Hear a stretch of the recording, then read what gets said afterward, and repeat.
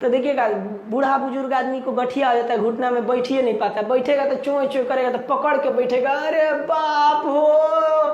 हड्डियों के अंदर जहां ज्वाइंट होती है उस ज्वाइंट पर एक लिक्विड पाया जाता है जिसे हम लोग कहते हैं साइनोवियल द्रव या साइनोवियल लिक्विड। ये क्या करता है, किसी भी हड्डी को इजीली मूव करने के लिए मदद करता है। जैसे दरवाजा में जो कब्जा होता है तो आदमी थोड़ा सा ग्रीस पोत देता है, नहीं तो तेल उल डाल देता है। दरवाजा वगैरह में देखते हैं ना, मशीन उशीन में तेल उल डाल दिया जाता है। इससे क्या होता है, वो फ्रीली मूव करता है।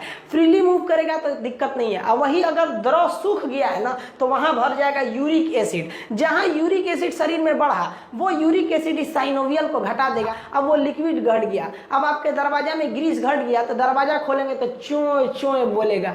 वैसे ही आपके शरीर में जैसे बुढ़ापा में यूरिक एसिड बढ़ेगा, साइनोवियल द्रव घट जाएगा, अब आपकी हड्डी चोय चोय बोलेगी। तो उसी को कहते हैं लोग गठिया हो गई लोग आपको।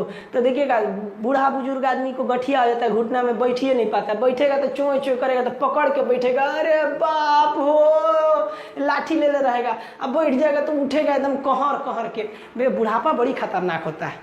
तो गठिया में यूरिक एसिड बढ़ जाता है। अब एक चीज ध्यान से समझिए, टेंडम और लिंगामेंट क्या हो जाते हैं सब। टेंडम किसे कहा जाता है, जहां मांसपेशी, आखिर मांस जो है वो हड्डी से पकड़ा है कि नहीं, ऐसे अलगे थोड़े ना झूल रहा है। तो जहां मांस और हड्डी जुड़े रहते हैं उसे हम कहते हैं टेंडम।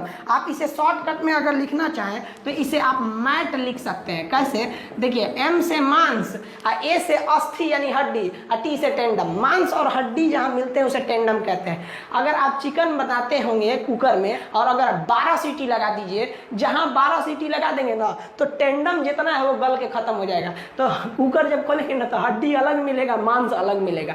हड्डी और मांस को कौन जोड़ के रखता है, टेंडम।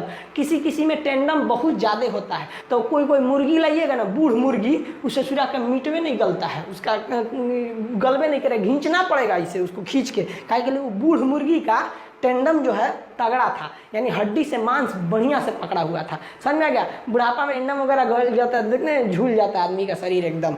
अब लिंगामेंट क्या होता है, जहां हड्डी हड्डी से जुड़ी रहती है उसे हम लोग क्या कहते हैं, लिंगामेंट। जैसे आप इस एग्जांपल में देखिए, ये हड्डी और ये हड्डी, यहाँ मांस की एक परत है तो ये तो हो गया भाई साहब टेंडम। लेकिन यहाँ देखेंगे अगर एक हड्डी ये है और ये हड्डी है तो इसके बीच के खाली जगह को हम साइनोवियल कैविटी यानी खाली जगह गुहा कहते हैं। और एक हड्डी जब दूसरी हड्डी से आके जुड़ जाती है तो हड्डी हड्डी के जुड़ने से हम लोग कहते हैं लिंगामेंट कहते हैं। तो जहां हड्डियों का ज्वाइंट होता है उसे क्या कहेंगे, लिंगामेंट। यहाँ भी लिंगामेंट होगा, यहाँ भी लिंगामेंट होगा।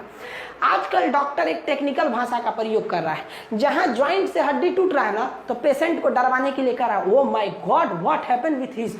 कहेगा इसको ना टूटा नहीं बोलेगा, कि नहीं कहेगा हाथ टूट गया, कहेगा लिंगामेंट टूट गया, लिंगामेंट। अब बेचारा मरीज अनपढ़, उसको क्या पता है लिंगामेंट को नहीं, उसको लगेगा है भी कुछ टूट गई लो हमरा, कि डॉक्टर साहब बचा लीजिए। हाँ कोई बात नहीं, 1 लाख जमा कर दो। डॉक्टर वकील अगर आप नहीं जानते हैं तो बढ़िया से खाली कर लेगा सर।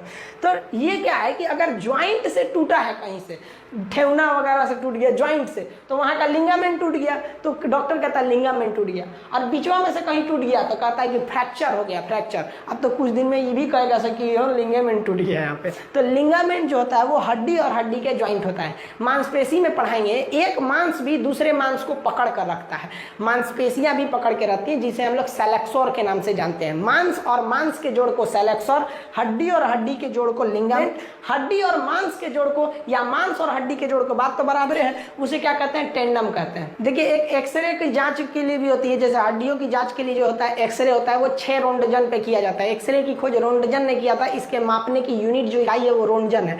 20 रोंटगन से ऊपर का एक्सरे कर दिया जाएगा ना तो आपको बीमारी हो जाएगी। और जब परमाणु बम फटता है ना उसमें 200 रोंटगन का एक्सरे निकलता है, तो लोगों को लगता है परमाणु बम गिरने से आग लग जाता है, कुछ नहीं होता है। परमाणु बम एक तरह का प्रदूषण है, जहां फटेगा वहां के एरिया में एक प्रदूषण आएगा, और ऐसा प्रदूषण जो दिखाई नहीं देगा। जैसे डॉक्टर आपका एक्सरे करता है तो क्या रोशनी दिखाई देती है, नहीं दिखाई देती है, लेकिन हड्डी के अंदर का फोटो बना के चला जाता है। ये केवल 6 रोंटगन पर होता है। मारेगा परमाणु बम ना 200 रोंटगन पर बन जाएंगे मच्छरदानी, इस पार से उस पार दिखने लगेगा।